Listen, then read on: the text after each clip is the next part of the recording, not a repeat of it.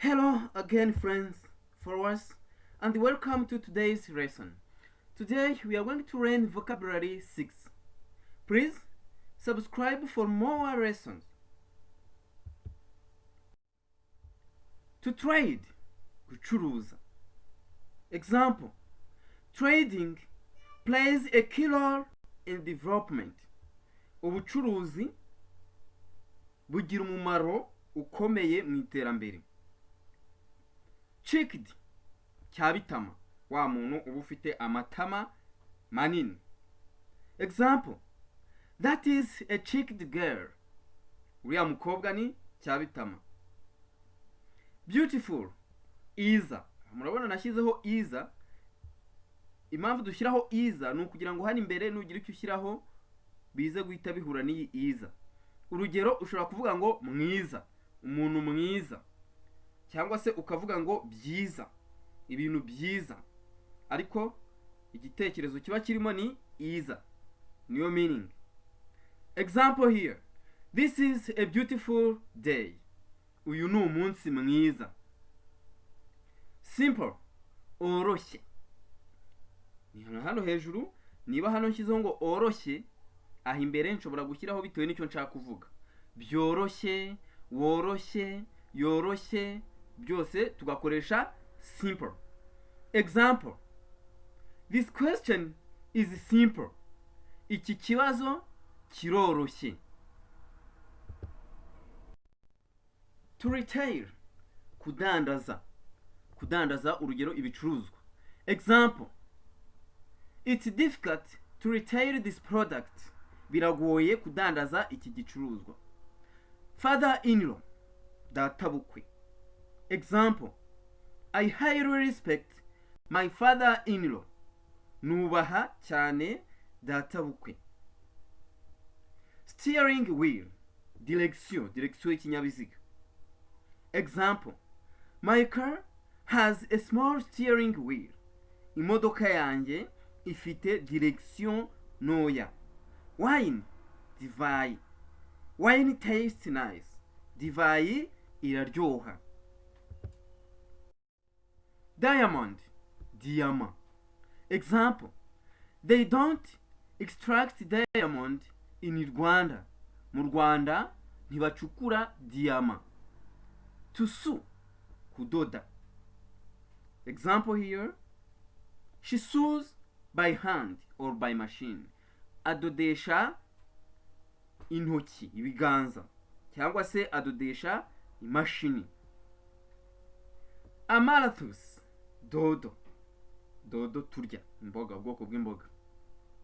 Example: eating amarathus is good for your health. Kurya dodo ni byiza ku buzima bwawe. Bill, facture. Example: the wholesaler forgot to give me the bill.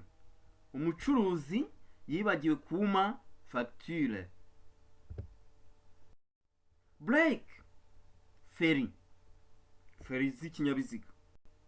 Example: driving a car without good brakes is dangerous.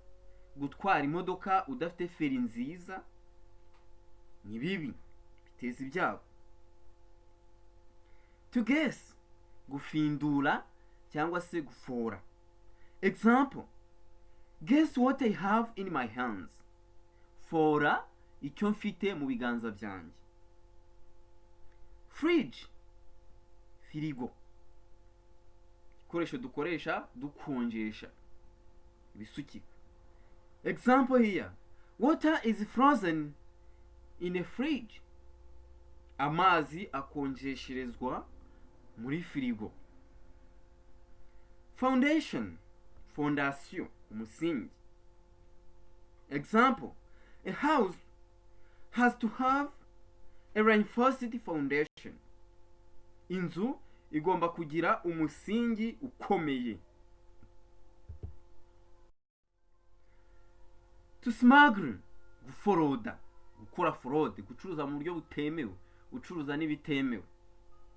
Example: it is an offense to smuggle. Ni icyaha guforoda. Smuggling, forode. Smuggling yo ni forode. Cheese, fromage. Example, in Rwanda, cheese is food for rich people. Mu Rwanda, fromage ni ibiryo by'abifite, by'abakire. To close, gufunga. Example, don't close that door. Wifunga urwo rugi cyangwa se wifunga uwo muryango. To jail, gufunga, gushyira muri gereza. Example here, it's unfair to jail innocent person. Ni ukurenganya gufunga umuntu w'inyangamugayo. To feed, kugaburira. Example, have you fed the children yet? Wagaburiye abana? To betray, kugambanira. Example, don't betray your country. Ntukagambanire igihugu cyawe. To converse, kuganira. Example here, today I want to converse with you. Uyu munsi nshaka kuganira nawe. Thank you, my dear followers. This is the end of our today's lesson. Please remember to subscribe if you haven't subscribed yet. We are together.